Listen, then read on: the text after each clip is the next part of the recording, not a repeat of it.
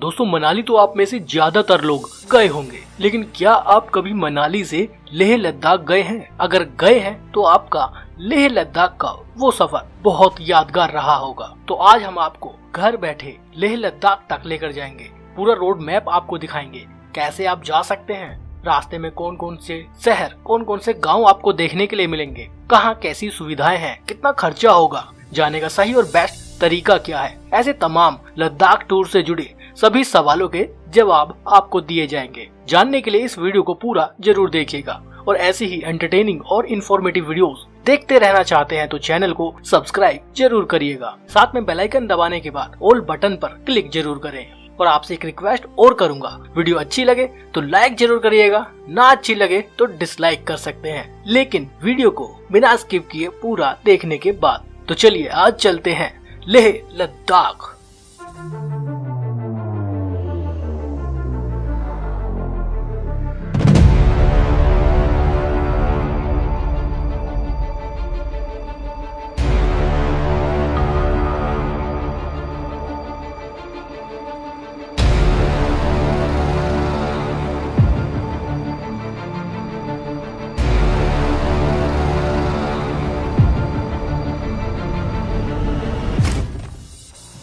दिल्ली से लेह की कुल दूरी करीब 966 किलोमीटर है, लेकिन आज मैं आपको मनाली से लेह लद्दाख लेकर जाऊंगा। मनाली आप कैसे पहुंच सकते हैं इसके बारे में मैं ऑलरेडी वीडियो बना चुका हूं, जिसमें पूरी इन्फॉर्मेशन दी गई है मनाली टूर की, जिसका लिंक डिस्क्रिप्शन बॉक्स में दिया गया है। आप वो वीडियोस भी जरूर देखिएगा। मनाली से लेह की कुल दूरी करीब 427 किलोमीटर है। ये 427 किलोमीटर का दायरा बहुत खूबसूरत रहेगा। वैसे तो लेह आप बाय फ्लाइट भी जा सकते हैं, जो सबसे आसान और कन्वीनियंट ऑप्शन है। कुछ चंद घंटों में आप लेह लद्दाख पहुंच जाएंगे। इसके अलावा मनाली से आप चाहें तो बाइक रेंट पर लेकर भी एक एडवेंचरस टूर कर सकते हैं। आप चाहें तो मनाली आने के बाद टूर पैकेज बुक करने के बाद भी लेह लद्दाख घूमने जा सकते हैं। आप चाहें तो अपनी गाड़ी लेकर जा सकते हैं, आप चाहें तो खुद की पर्सनल बाइक लेकर भी लद्दाख टूर के लिए निकल सकते हैं। बहुत से लोग मनाली से बाइक के थ्रू लद्दाख घूमने जाते हैं। आज मैं आपको मनाली से लद्दाख के 427 किलोमीटर के रास्ते में कौन कौन से शहर गांव आपको देखने के लिए मिलेंगे, कैसा ये रास्ता है, सब कुछ दिखाने वाला हूँ। तो लेह लद्दाख के इस टूर की शुरुआत होती है मनाली से। मनाली से हमें जाना होगा अटल टनल के थ्रू। मनाली से करीब 12 किलोमीटर की दूरी पर है सोलांग वैली।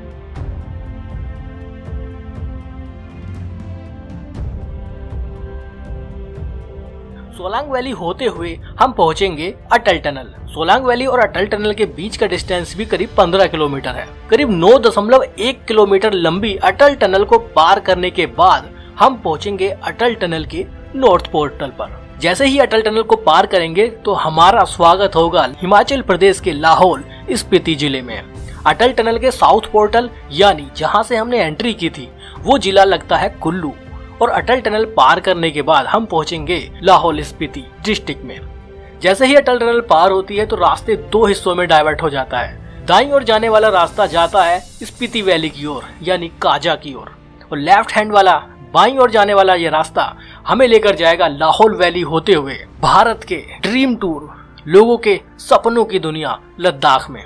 आप में से बहुत से लोगों का ड्रीम टूर होगा लद्दाख। कितने लोग आप में से लद्दाख गए हैं हमें कमेंट बॉक्स में जरूर बताइएगा। कैसा आपका एक्सपीरियंस रहा वो भी आप शेयर कर सकते हैं।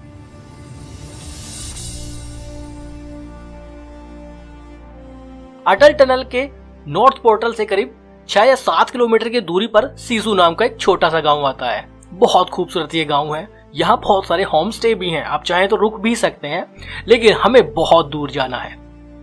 सीसू से करीब 11 किलोमीटर की दूरी पर घोंडला नाम का एक और गांव आता है, और इसी तरह के खूबसूरत लाहौल वैली में मौजूद गांवों से होते हुए हम आगे बढ़ेंगे। 6.5 किलोमीटर की दूरी पर टॉप चिलिंग नाम का गांव, और फिर थोड़ा आगे जाने के बाद एक पेट्रोल पंप आता है, इंडियन ऑयल पेट्रोल पंप, जिसे लास्ट पेट्रोल पंप के नाम से भी जाना जाता है।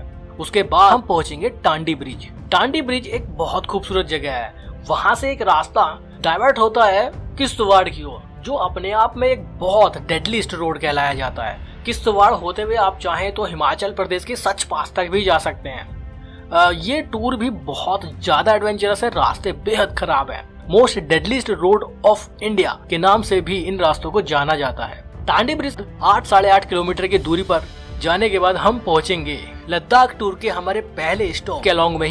केलोंग बहुत खूबसूरत और लद्दाख जाने वालों के लिए एक बेस्ट डेस्टिनेशन है।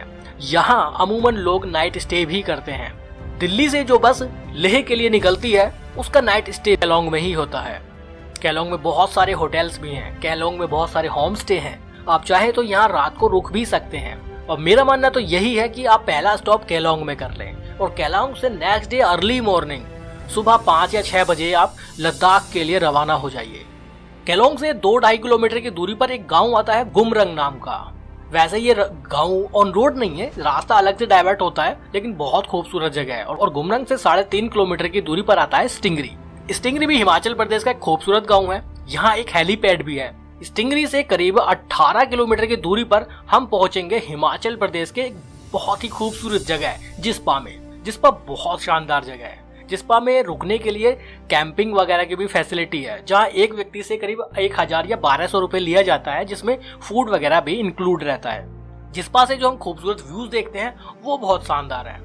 इसके अलावा जिस्पा में लोग खुद के कैंप भी आकर लगाते हैं, क्योंकि काफी अच्छा खासा स्पेस जिस्पा में देखने के लिए मिलता है। तो आप चाहें तो अपना कैंप भी लगा सकते हैं। लेकिन यहाँ पे टेम्परेचर बहुत ज्यादा लो हो जाता है नाइट में, तो बी केयरफुल। विंटर वियर आपके पास प्रॉपर होने चाहिए, स्लीपिंग बैग आपके पास प्रॉपर होने चाहिए, उसके बाद ही आप यहाँ पर नाइट कैंपिंग कर सकते हैं। जिस्पा से करीब 9 किलोमीटर आगे जाने के बाद हम पहुंचते हैं दारचा। दारचा बहुत शानदार जगह है। दारचा में एक चेक पोस्ट है जहां पर हमें अपने डॉक्यूमेंट्स वेरीफाई कराने पड़ते हैं। हमें अपनी इंफॉर्मेशन देनी होती है कि हम आगे कहाँ जा रहे हैं। उस चेक पोस्ट पर एंट्री करवाना जरूरी है। एंट्री के लिए आपके पास आधार कार्ड का होना बहुत जरूरी है। इसके अलावा किसी भी तरह का परमिट आपको नहीं चाहिए मनाली से लद्दाख जाने के लिए। अगर आप वाया अटल टनल जा रहे हैं, अगर आप वाया रोहतांग पास जाएंगे तो आपको रोहतांग पास का परमिट बनवाना पड़ेगा। लेकिन दारचा में सिर्फ आपको आपका आधार कार्ड, गाड़ी नंबर वगैरह नोट कराना होता है, उसके बाद आप आगे बढ़ सकते हैं। दारचा से एक रास्ता दारचा वैली के लिए भी जाता है। उस रोड को दारचा योत्से रोड नाम से जाना जाता है। इसके अलावा दारचा के बारे में मैं आपको बताना चाहता हूँ कि दारचा वो जगह है जो हिमाचल प्रदेश का लास्ट रेजिडेंशियल प्लेस है, यानी ये लास्ट गांव है हिमाचल प्रदेश का। इसके बाद हिमाचल प्रदेश की सीमा बहुत बड़ी है, लेकिन वहाँ कोई परमानेंट रेजिडेंस नहीं है, क्योंकि वहाँ ठंड बहुत ज्यादा हो जाती है। हाई एलिवेशन वाला वो एरिया है और बहुत ज्यादा बर्फबारी हो जाती है। दारचा की समुद्र तल से ऊंचाई करीब 11,020 फीट है। पहले दिल्ली से लेह जाने वाली बस दारचा में रुका करती थी, लेकिन अब वो बस केलोंग में रुकती है। इसके अलावा वो बस जुलाई में स्टार्ट होती है, जो सितंबर तक रेगुलर चलती है। हिमाचल प्रदेश रोडवेज की वो बस है। अगर उस बस के बारे में आप प्रॉपर जानकारी जानना चाहते हैं तो हमें कमेंट बॉक्स में बताइए। अगर आप HRTC की रोडवेज बस से लद्दाख टूर करना चाहते हैं तो उससे रिलेटेड अगर आपको कोई इन्फॉर्मेशन चाहिए तो आप हमें कमेंट बॉक्स में जरूर पूछ सकते हैं। दारचा चेक पोस्ट का एक मकसद ये भी है कि अगर दारचा से आगे मौसम खराब होता है, बर्फबारी की संभावना होती है या भारी बारिश की संभावना होती है, तो दारचा चेक पोस्ट से ट्रैफिक को रोक दिया जाता है। उसके बाद आप आगे नहीं बढ़ सकते हैं। दारचा से थोड़ा आगे जाने के बाद ही रोड 2 अलग अलग रोड में डाइवर्ट होता है। एक रोड सीधा जाता है और एक रोड राइट हैंड पर ऊपर की ओर डाइवर्ट हो जाता है। जो रोड ये सीधा जा रहा है ना, ये निम्मू पदम दारचा रोड कहलाता है और ये रोड बहुत बहुत स्पेशल होने वाला है भविष्य में। लेकिन हम लोगों को लद्दाख जाने के लिए फिलहाल राइट हैंड पर यू टर्न ऊपर की ओर लेना पड़ेगा। निम्बू पदम दारचा रोड के बारे में मैं आपको बताना चाहता हूँ कि ये एक नया हाईवे बनाया जा रहा है जो लेह को लाहौल वैली से कनेक्ट करेगा। आगे जाके जब ये रोड चालू हो जाएगा तो मनाली से लेह जाने में मात्र 10 घंटे का समय लगेगा। अभी फिलहाल 15 से 16 घंटे लग जाते हैं। इस पर एक सिंगोला टनल भी बनाई जाएगी जिसकी लंबाई करीब 4.25 किलोमीटर रहेगी। 2023 या 2024 तक ये पूरा रोड बनकर तैयार हो जाएगा, तो उस समय करीब 4 या 5 घंटे का फायदा होगा मनाली से लेह जाने वालों को। तो उसी रोड पर आगे बढ़ते हुए 16 किलोमीटर पर पैट्सू नाम का एक और जगह आती है, लेकिन वहां पर कोई भी रेजिडेंस नहीं है। वहां पे पास में ही एक दीपक ताल है जो समुद्र तल से करीब 12,073 फीट की ऊंचाई पर है। आप चाहें तो ऐसी जगहों पर रुक कर फोटोग्राफी कर सकते हैं, वीडियोग्राफी कर सकते हैं और एंजॉय करते हुए आगे बढ़ सकते हैं। टेम्परेचर जितना आगे जाएंगे ना उतना ज्यादा कम होता चला जाएगा। तो लद्दाख टूर करने का सबसे बेस्ट समय है आप जून से लेकर सितंबर अक्टूबर तक करें। बहुत शानदार आपका एक्सपीरियंस रहेगा। जैसे जैसे आप आगे बढ़ेंगे ना इस रोड पर ऑक्सीजन लेवल भी कम होता चला जाएगा। तो तो ऐसे में माउंटेन सिकनेस होना एक आम बात है। तो उसके लिए आप लगातार पानी पीते रहिए, तो आपको माउंटेन सिकनेस होने का खतरा कम रहेगा। पैटसियो से करीब 10 किलोमीटर की दूरी पर जगह आती है जिंगजिंग बार नाम की। यहाँ भी कोई परमानेंट रेजिडेंस नहीं है। बीआरओ के कंट्रोल में ये पूरा रोड है। रोड कंडीशन आपको बढ़िया ही मिलेगी। बीआरओ के ऑफिसर लगातार यहाँ काम करते हैं, जिसकी वजह से रोड बहुत अच्छा बना हुआ है। जिंगजिंग बार की समुद्र तल से ऊंचाई करीब 14,010 फीट है। हाई एलिवेशन पर motion sickness, high altitude sickness हो जाती है, जिसमें सर दर्द, चक्कर आना, वोमिटिंग ऐसी दिक्कतें होती है। तो फर्स्ट एड किट अपने साथ रखिएगा। बेसिक मेडिसिन भी आप अपने साथ रख सकते हैं। पानी लगातार पीते रहिए, तो आपको तकलीफ कम होगी। जिंगजिंग बार के बारे में मैं आपको बताना चाहता हूँ कि जिंगजिंग बार से लद्दाख की कुल दूरी मात्र 66 किलोमीटर रह जाती है। वैसे तो लेह की दूरी काफी ज्यादा है, लेकिन लद्दाख की जो सीमा शुरू होगी वो मात्र जिंगजिंग बार से 66 किलोमीटर की दूरी पर है। पास में जो ये नदी बह रही है ना, इसको चंद्रा और भागा रिवर के नाम से जाना जाता है, जो आगे जाके चिनाब रिवर में कनेक्ट होती है। और चंद्रा भागा रिवर बारालाचा पास से ही ओरिजिनेट होती है। जिंगजिंग बार से बारालाचाला पास की चढ़ाई शुरू हो जाती है, या जिंगजिंग बार को बारालाचा पास का साउथ पोर्टल भी बोल सकते हैं। और जितने भी ये ऊंचे ऊंचे पहाड़ देख रहे हैं ना, ये सब जांस्कर रेंज कहलाई जाती है। हिमालय पर्वत की जांस्कर रेंज है, और पीर पंजाल रेंज और जांस्कर रेंज यहाँ आकर आपस में कनेक्ट होती है। रास्ता बहुत शानदार रहेगा। रोड ट्रिप बहुत जबरदस्त आपकी रहेगी। मनाली से 427 किलोमीटर का ये सफर बहुत शानदार रहने वाला है। इसके अलावा मनाली से लेह तक जाते वक्त आपको 4 बड़े बड़े हाई पासेस से होकर गुजरना पड़ेगा। उसमें से सबसे पहला आएगा बारालाचाला पास, दूसरा आएगा नकीला पास, और तीसरा आएगा लाचू लुंगला पास, और चौथा आएगा तांगलांगला पास। इसमें से बारालाचाला पास हिमाचल प्रदेश में है, और बाकी तीनों पास लद्दाख में एंट्री लेने के बाद पड़ेंगे। बारालाचाला पास बहुत खूबसूरत जगह है, हमेशा बर्फ से ढका रहता है। समुद्र तल से उसकी ऊंचाई 16,040 फीट है। बारालाचाला पास पहुंचने के बाद आप वहां पर ज्यादा देर ना रुके। 5 या 10 मिनट रुकने के बाद आप आगे बढ़ जाइए, क्योंकि हाई एलिवेशन होने के कारण आपको ऑक्सीजन की कमी वहां बहुत ज्यादा महसूस होगी। साथ ही साथ सर में दर्द, बेचैनी और चक्कर आने तक की भी संभावनाएं यहाँ पर हमेशा बनी रहती है। बारालाचाला पास से करीब 950 मीटर की दूरी पर ही सरचू कैंप आता है, और वहां से 31 किलोमीटर की दूरी पर प्रॉपर सरचू जगह स्थित है। नाइट स्टे करने के लिए सरचू कैंप भी एक बेस्ट जगह है, लेकिन जून से लेकर सितंबर तक ही ये एक्टिव स्टेज में रहते हैं। विंटर में अगर आप लद्दाख टूर कर रहे हैं तो ये आपको नहीं मिलने वाला है। वैसे तो विंटर में ये पूरा रोड ही बंद हो जाता है। सरचू से 12 किलोमीटर की दूरी पर वो जगह आ जाएगी जिसे गेटवे ऑफ हिमाचल के नाम से जाना जाता है। यहाँ हिमाचल प्रदेश की सीमा समाप्त होती है, और उसके बाद आपकी एंट्री होगी आपके ड्रीम टूर लद्दाख में। वैसे गेटवे ऑफ हिमाचल से लेह की दूरी 237 किलोमीटर है, लेकिन जैसे ही आप गेटवे ऑफ हिमाचल से आगे बढ़ेंगे आपकी एंट्री लद्दाख रीजन में हो जाएगी। गेटवे ऑफ हिमाचल से 31 किलोमीटर की दूरी पर आता है नकीला पास। नकीला पास का जो एलिवेशन है वो 15,547 फीट है। बारालाचा पास से थोड़ा कम हाइट पर नकीला पास बना हुआ है। वहीं नकीला पास से करीब 11 किलोमीटर की दूरी पर लाचुंग लुंगला पास पे आप पहुंचेंगे, जिसकी हाइट समुद्र तल से 16,598 फीट है। तो इन सभी हाई पासेस पर आपको रुकना नहीं है। जितना जल्दी हो सके आप इन हाई पासेस से आगे बढ़ जाइए। लाचू लुंगला पास से करीब 22 किलोमीटर की दूरी पर आता है पैंग। पैंग एक ऐसी जगह है जहां पर आपको फूड के ऑप्शन मिल जाएंगे। आप चाहें तो यहाँ अपना लंच भी कर सकते हैं, आप स्नैक्स एंजॉय कर सकते हैं। पैंग से 37 किलोमीटर की दूरी पर आता है मेरियो, और मेरियो से 28 किलोमीटर की दूरी पर एक और हाई पास का आपको सामना करना पड़ेगा, जिसका नाम है तांगलांगला पास। समुद्र तल से इसकी ऊंचाई 17,582 फुट है, और मनाली से लद्दाख जाते वक्त सबसे हाईएस्ट पास तांगलांगला पास है, जो आपको मनाली से लेह के रास्ते में ही देखने के लिए मिलेगा। वैसे तो लेह पहुंचने के बाद आप खारदुंगला पास जा सकते हैं, जो भारत के हाईएस्ट पासेस में से एक है। तांगलांगला हाई पास से करीब 32 किलोमीटर की दूरी पर रंतसे नाम की एक जगह आती है, और वहां से 29 किलोमीटर की दूरी पर आप उपसी पहुंचेंगे। इस तरह के छोटे छोटे जो पॉइंट है, छोटे छोटे जो हाल्ट है, ये बहुत खूबसूरत, और रास्ते का जो एडवेंचर आपके साथ रहेगा वो बड़ा लाजवाब रहने वाला है। पेट्रोल के बारे में मैंने आपको बता दिया था। केलोंग से पहले एक पेट्रोल पंप था, वहीं से आपको फ्यूल फुल कराकर चल रहा है। एक्स्ट्रा जेरी कैन में, एक्स्ट्रा कैन में, आप एक्स्ट्रा बोतल में आप जरूर अपने साथ रखिएगा। अगर आप बाइक से जा रहे हैं या फिर अपनी गाड़ी लेकर जा रहे हैं तो इन सब चीज़ों का आपको ध्यान रखना पड़ेगा। इसके अलावा अगर आप बसेस के थ्रू जा रहे हैं या फिर किसी टूर पैकेज के थ्रू जा रहे हैं तो आपको किसी तरह का हेडेक लेने की जरूरत नहीं पड़ेगी। उपसी से 13 किलोमीटर की दूरी पर एक जो पॉइंट आता है वो है करू नाम का। करू एक डाइवर्जन पॉइंट है। करू से करीब 190 किलोमीटर की दूरी पर पेंगोंग लेक है और करू से लेह के लिए दो अलग रास्ते जाते हैं। एक रास्ता जाता है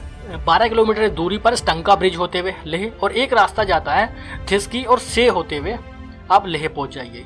करू से लेह की दूरी करीब 22 या 23 किलोमीटर है। दोनों ही रास्तों से लगभग दूरी बराबर है और पेंगोंग लेक जाने के लिए भी रास्ता यहीं से जाता है। यानी आप लेह से जब पेंगोंग जाएंगे, पेंगोंग लेक देखने के लिए जाएंगे तो आप करू होकर ही जाएंगे। तो करू से 22 या 23 किलोमीटर ट्रैवल करके आपकी एंट्री होगी आपके ड्रीम सिटी।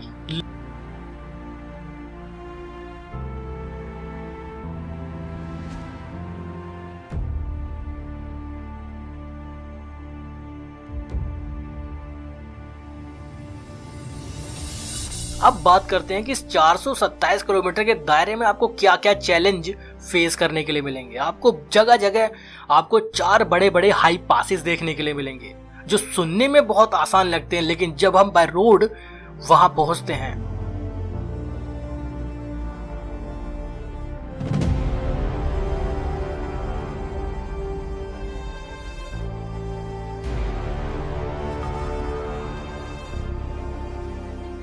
तो ये तो था रोड मैप मनाली से लेह लद्दाख तक का। 427 किलोमीटर का ये सफर बहुत एडवेंचरस रहेगा। 4 अलग अलग हाई पासेस से आपको होकर गुजरना पड़ेगा। रास्ते में बहुत से अलग अलग चैलेंजेस आपको फेस करने पड़ेंगे। फूड के लिए भी चुनिंदा ही ऑप्शन आपको यहाँ रास्ते में देखने के लिए मिलेंगे। तो ऐसे में आपको अपने साथ स्नैक्स, ड्राई फ्रूट्स वगैरह कैरी करना जरूरी है। अगर आप अपनी बाइक या फिर रेंटेड बाइक लेकर भी जाते हैं तो आपको आपके सेफ्टी पर विशेष ध्यान देना होगा।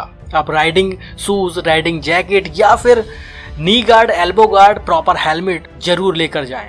अगर आप अपनी पर्सनल बाइक लेकर जाते हैं तो बाइक को प्रॉपर सर्विस कराकर ही लेकर जाएं, क्योंकि रास्ते में आपको कहीं किसी भी तरह की हेल्प नहीं मिल पाएगी अगर आपकी बाइक में कोई प्रॉब्लम होती है तो ऐसे में आपको बाइक से जुड़ी कुछ बेसिक एक्सेसरीज भी साथ में रखनी पड़ेंगी। बेसिक टूल किट आपको अपने साथ रखनी पड़ेगी।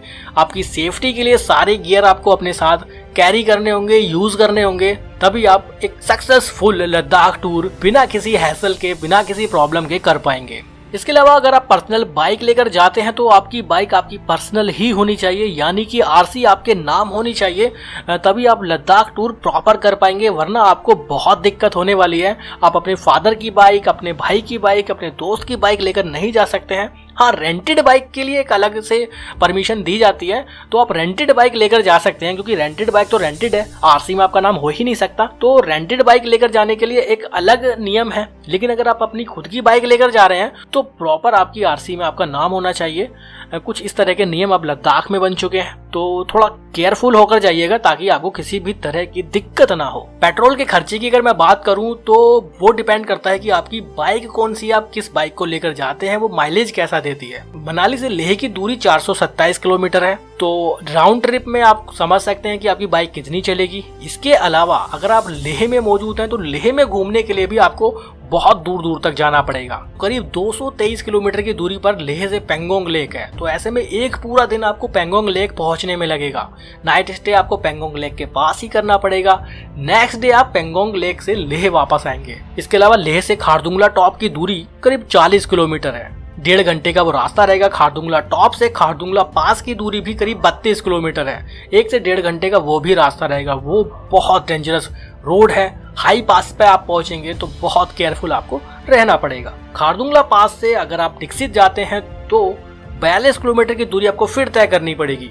1.5 घंटा उसमें भी आपको लगने वाला है और दीक्षित से नुब्रा वैली आपको 74 किलोमीटर फिर आगे जाना पड़ेगा और 3 घंटे उसमें भी आपको लगेंगे। तो कुल मिला के करीब लेह में घूमने का ये वन साइड टूर ही 411 किलोमीटर बैठ जाता है। ऐसे में जाना और आना, वापस आने का मतलब 822 किलोमीटर आपको लेह में ट्रेवल करना पड़ेगा, जिसमें Pangong lake, Nubra valley, Khardungla top जैसे बड़े बड़े साइट सीन मौजूद हैं। तो 800 साढ़े 800 किलोमीटर आपको लेह में आने के बाद ट्रैवल करना पड़ेगा और इस ट्रैवल को करने के लिए आपको पहले लेह में बनवाना होगा एक परमिट, जिसका करीब 500 से 700 के आसपास खर्चा आता है एक पर्सन का। तो जितने भी लोग जाते हैं सबको अपना इंडिविजुअल परमिट बनवाना पड़ेगा, जो लेह में SDM ऑफिस से बनते हैं या फिर किसी एजेंट के थ्रू भी आप बनवा सकते हैं। तो ऐसा नहीं है कि मनाली से लेह पहुंच गए तो सब कुछ हो गया। अब लेह में घूमने के लिए भी करीब 800 साढ़े 800 किलोमीटर आपको चलना पड़ेगा, ट्रैवल करना पड़ेगा, उसके बाद ही आप लेह के कुछ खास पॉइंट्स को कवर कर पाएंगे। बात करते हैं कि कितने दिन का टूर बनाएं। देखिए करीब 10 से 15 दिन का तो आपको समय लेकर ही जाना पड़ेगा। मैं अगर दिल्ली से अगर बात करूं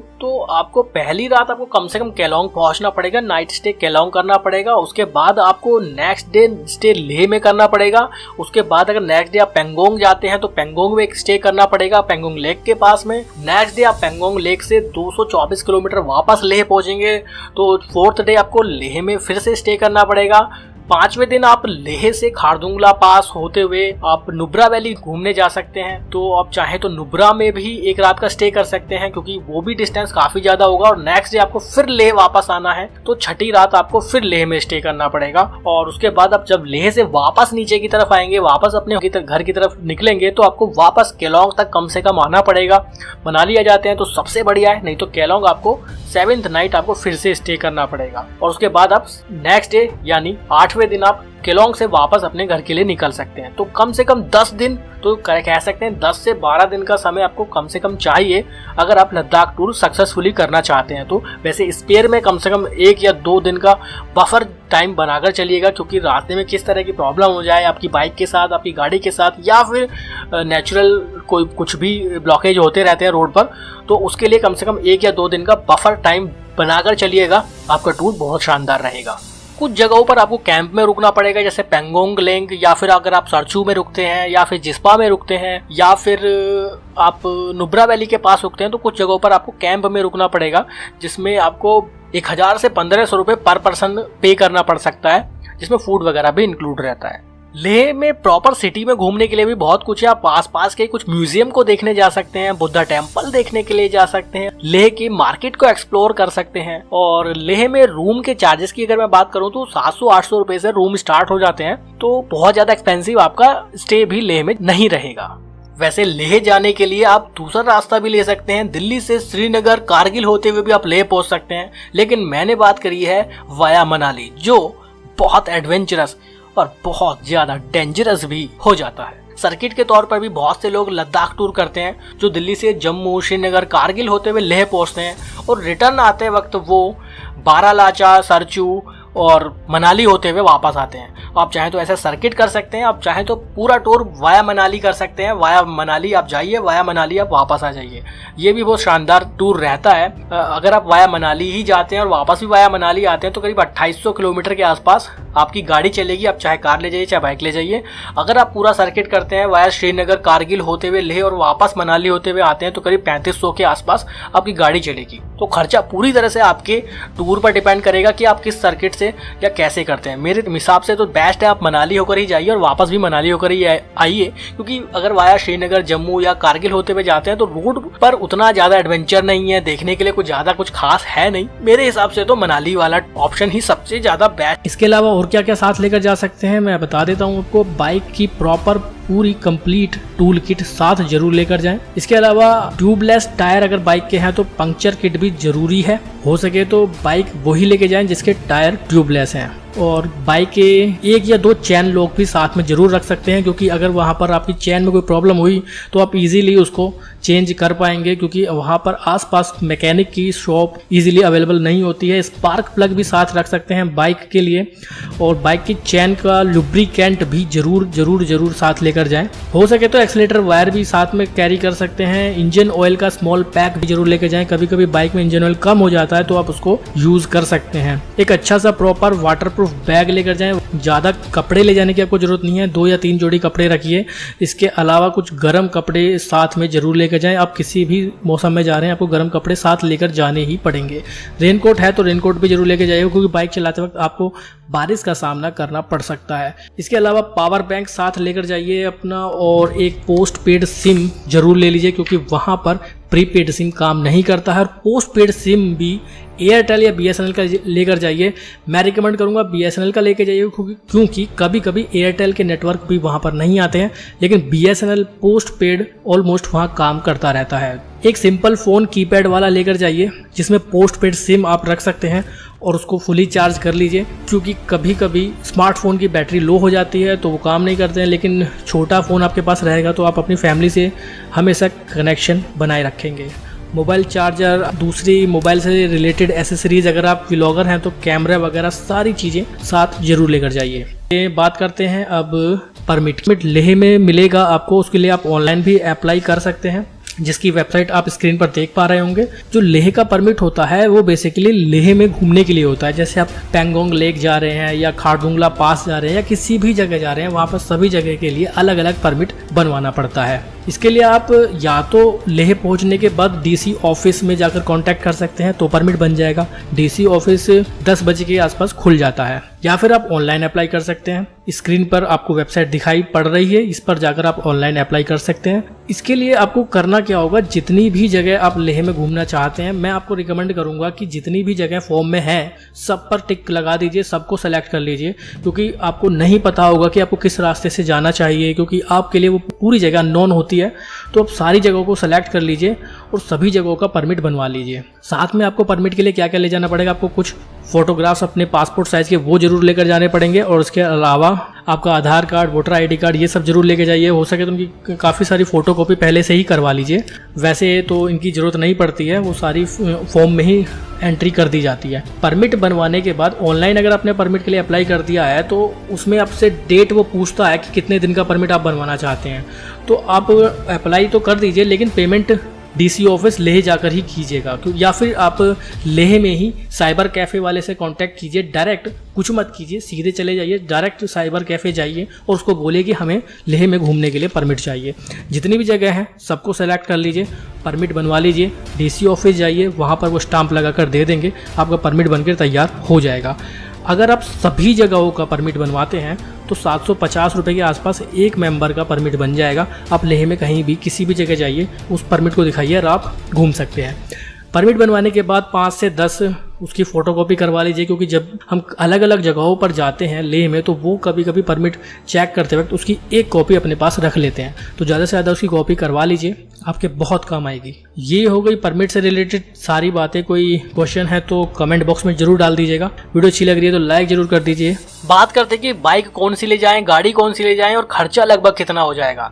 देखिए, बाइक तो आप कोई भी लेकर जा सकते हैं, लेकिन मेरा मानना है कि अगर आप अपनी बाइक लेकर जाते हैं तो एक बाइक पर एक बंदा ही जाइए। 2 लड़के अगर आप बैठकर जाएंगे तो दिक्कत हो सकती है। इसके अलावा आप 100 सीसी से लेकर 1000-1500 सीसी तक की कोई सी भी बाइक ले जा सकते हैं, लेकिन वो वेल सर्विस्ड होनी चाहिए। कार की बात करें तो अगर एसयूवी रहेगी तो सबसे ज्यादा आपके साथ अच्छा रहेगा। लो फ्लोर जो सेडान गाड़ियां होती हैं उनकी कभी कभी दिक्कत हो जाती है, कुछ वाटर क्रॉसिंग पर फंसने जैसी दिक्कत हो जाती है, तो थोड़ा केयरफुल होकर डिसीजन आप लीजिएगा। खर्चे की बात करते हैं तो खर्चा डिपेंड करेगा कि आप किस गाड़ी से, किस बाइक से, या आपका मोड ऑफ ट्रांसपोर्टेशन क्या है, मोड ऑफ ट्रांसपोर्ट आपका क्या है, उस पर डिपेंड करेगा आपका खर्चा। अगर आप नॉर्मली अपनी बाइक लेकर जाते हैं 100-150 सीसी वाली या फिर बुलेट जैसी, तो मैं मानता हूँ करीब 15 से 20 हज़ार के आसपास में आपका पूरा लद्दाख टूर हो सकता है, जिसमें 7 रात आपको रुकना पड़ेगा। तो उस हिसाब से आप 20 हज़ार के आसपास में पूरा लद्दाख टूर कर पाएंगे। बाकी डिपेंड तो आप ही पर करता है कि आप किस तरह से पैसे को खर्च करते हैं, तो वो कम ज़्यादा आप अपने अकॉर्डिंग कर सकते हैं। मैंने एक मिनिमम बजट आपको बता दिया है। मनाली में जो बाइक रेंट पर मिलती है वो 1000 रुपए से 2000 रुपए की रेंज में मिल जाती है। बुलेट की मैं बात कर रहा हूँ। बुलेट क्लासिक लेके जाइए, या फिर सबसे बेस्ट है रॉयल एनफील्ड हिमालयन आप लेकर जाइए। अगर रेंट पर अगर आप ले ही रहे हैं तो हिमालयन बाइक चूज कीजिएगा, तो आपको ज़्यादा कंफर्टेबल रहेगा लद्दाख टूर करना। अगर आपके पास अपनी पर्सनल कोई भी बाइक है तो आप लेकर जा सकते हैं, लेकिन प्रॉपर सर्विस करवाने के बाद ही जाइएगा। अगर आप बस के थ्रू लद्दाख टूर करना चाहते हैं तो उसके बारे में मैं आपको अलग से वीडियो बनाकर पूरी डिटेल दे दूंगा कि बस की टाइमिंग क्या है, क्या किराया है, कैसे बुकिंग करनी है। तो कमेंट बॉक्स में हमसे बता सकते हैं कि क्या आप वो वीडियो देखना चाहते हैं। इसके अलावा इस साल आगे आपको पूरा लद्दाख टूर कराएंगे वर्चुअली, घर बैठे। पूरी एक नई सीरीज लेकर आएंगे लद्दाख टूर से संबंधित, तो जुड़े रहिएगा MS व्लॉगर यूट्यूब चैनल के साथ। वीडियो अच्छी लगी तो ये वीडियो लाइक जरूर करिएगा। आगे भी ऐसी ही इन्फॉर्मेटिव एंटरटेनिंग वीडियो आपके साथ शेयर करते रहेंगे। कोई और सवाल है तो आप कमेंट बॉक्स में जरूर डालिए, उसका जवाब भी जरूर देंगे लद्दाख टूर से संबंधित। चैनल पर नए हैं तो सब्सक्राइब करके जाइएगा, वीडियो को लाइक शेयर जरूर करिएगा। अभी के लिए बाय, बहुत बहुत धन्यवाद।